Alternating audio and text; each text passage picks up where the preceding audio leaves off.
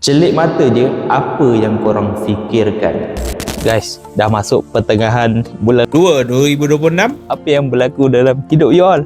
Adakah masih sama macam tahun lepas ataupun ada improvement? Jika tak ada improvement, tengok video ni sampai habis. Dan sebelum saya berkongsi, boleh tak you all follow, like, komen dan repost video ni supaya ramai kawan-kawan kita yang tak berubah lagi dapat manfaat. Dalam satu, anak nak masuk sekolah. Bulan 2 dah start bulan puasa. Bulan 3 dah masuk raya Aidilfitri. Banyak pakai duit tak? Memang sangat-sangat banyak pakai duit. Yes, saya faham. Dengan ekonomi sekarang ni 2026 makin lama makin mencabar, harga barang makin lama makin naik. Memang tak nafikan gaji kita memang cukup-cukup makan. Dia bukan soal gaji kita cukup makan. Soalannya adalah kita ni tak tahu cara macam mana nak tambah pendapatan yang kedua. Yes, kita kena ada pendapatan yang kedua. Supaya apa tahu pendapatan yang kedua ni bolehlah support keperluan ataupun kehendak kita. Lagi dah nak raya ni guys, dah buat sesuatu ke belum? Ada orang yang tak seberapa nak ada duit tapi dia nak cari duit. Ada orang yang dah ada duit, dia nak kembangkan lagi, dia nak tambahkan lagi duitnya. Persoalannya bagaimana dan macam mana nak bermula. Dan soalan yang paling penting adalah siapa orang yang boleh tunjuk ajar you all bagaimana untuk merealisasikan apa yang you all impikan. Saya memang faham beban yang ada ni terletak kepada ketua keluarga, ayah ataupun ibu. Betul tak?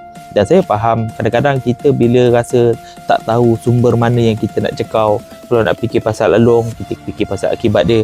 Kalau nak fikir pasal hutang, nak fikir pasal nak buat loan dan sebagainya. Macam-macam perkara yang you all fikirkan untuk nak membahagikan keluarga kita. Setuju? Saya dulu pun macam tu juga.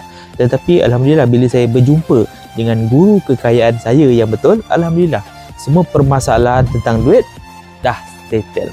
So, kepada abang kakak yang masih struggle, yang nak membahagikan keluarga sendiri, boleh jumpa dengan saya. Manalah tahu kan ilmu sedikit yang saya ada ni boleh kongsikan dengan you all. Dan manalah tahu ilmu yang saya ada ni boleh membahagikan, boleh merubah hidup you all 360 darjah. Kepada you all yang dah buat macam-macam tapi satu macam pun tak berhasil, kena jumpa dengan saya. InsyaAllah saya akan tunjukkan, saya akan leveragekan skill dan teknologi yang sedia ada ni untuk you all. Bagaimana nak make appointment dengan saya? Sangat-sangat mudah. First step, you all follow saya dan teruskan link di bio. Pastikan guys, Tengku Muiz 77 the original, dan saya hanya menggunakan nombor 018 ini saja.